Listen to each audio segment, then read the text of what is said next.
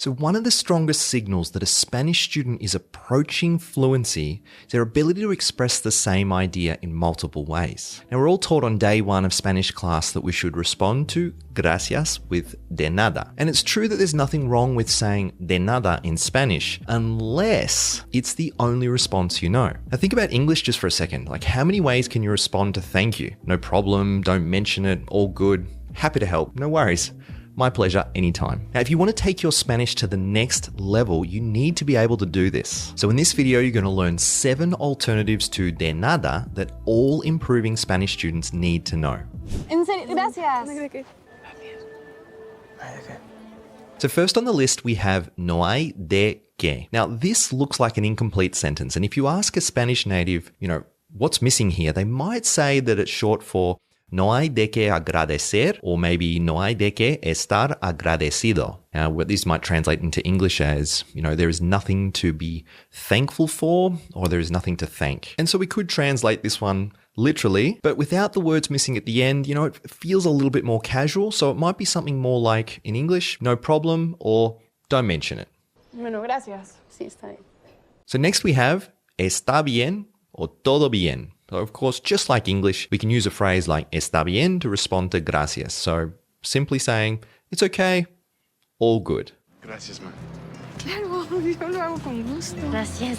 So for the next option on the list, we have various responses using the word gusto. So we could say con gusto, con mucho gusto. Sometimes natives might say me da gusto. And in the clip we just saw, the native said lo hago con gusto, which means literally, I do it with pleasure. But we can translate this into English as simply with pleasure or glad to help. Next option, when someone says gracias, you can say sin problema or ningún problema. And of course, these translate into English as no problem. Muchas gracias. No es nada, mujer.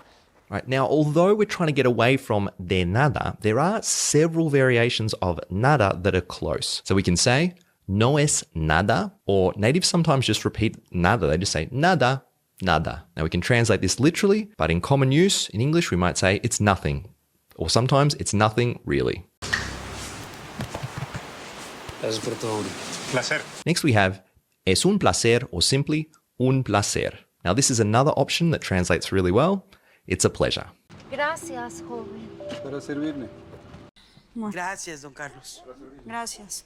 So next on the list we have para servirle, or if you're addressing multiple people, para servirles. Now, often we will use this phrase in a slightly more formal setting, and it would be the equivalent in English of at your service. And we saw from the clip that it might be people in service roles that will use this response, but of course, you can use it too. Next, I have a bonus tip or a bonus challenge for you. Sometimes when someone thanks you, you can respond in a very specific way for the situation. So check out the following clip.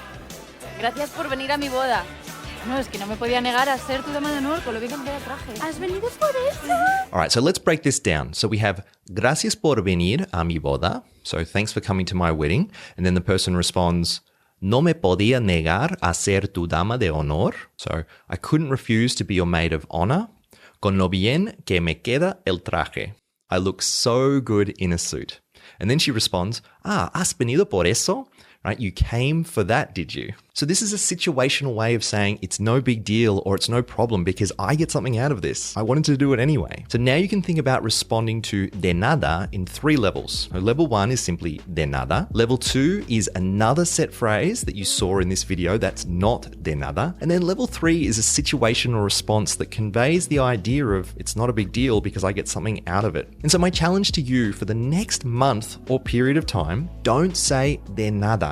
Try for a level 2 option. And then if you can, jump on an opportunity to use a situational response, especially if you've had a chance ahead of time, knowing that someone is going to thank you for something soon. How else can you respond to gracias in Spanish? Share any other options you know in the comment section below. Please like and subscribe if you haven't already. And until next time, hasta pronto.